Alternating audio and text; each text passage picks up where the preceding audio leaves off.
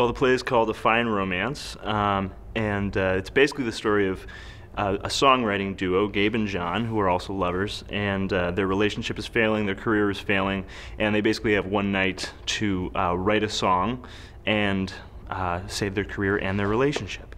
And there's a number of other characters who get involved in that, and it just turns into sort of a wild ride. I took playwriting class last year, and then the Stevens Advanced Playwriting class the next semester. And it was in the second semester that I first wrote the first scene of the play, and basically it just started to evolve from there. I got the idea for the conflict from that first scene, and then I just sort of kept expanding it and kept introducing other things into it. Then it was there. I liked the scene that I wrote. I had an assigned scene for a class. I wrote the scene. I said I liked the scene, so I kept writing it, and then got to a draft and wanted to keep going from there, and then wanted to submit to the Playfest as well. It's very, very fascinating. I've never done anything like this before. It's, you know, you write something, you have an idea in your head of how it goes. I had a very specific kind of idea of how this was playing out in my mind, and to watch it change and unfold, and and become even much better than I had imagined it. It's really fascinating. People find things. You get a bunch of talented people together and have them start working on it, and just stuff comes out of it. And it's just, I mean, that's, I guess, the creative process, or a collaborative creative process will always yield results like that, I feel like.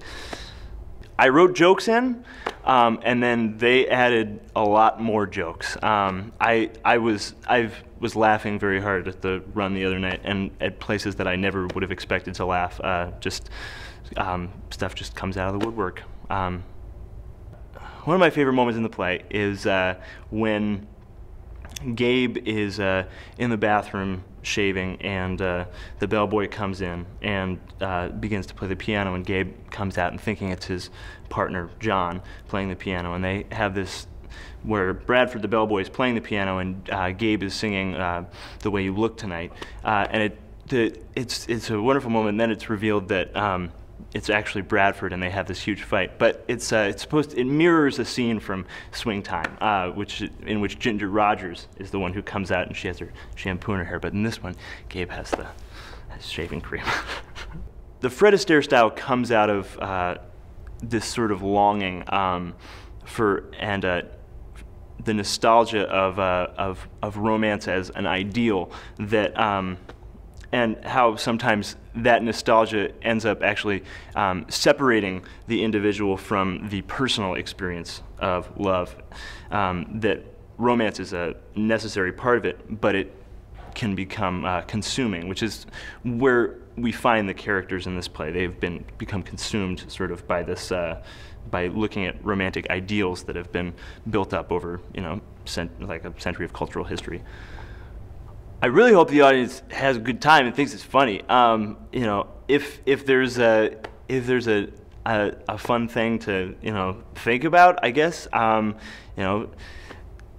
would say that I hope people can recognize their relationship with the romantic ideals that shape our ideas of what love is, and how those play into their own relationships.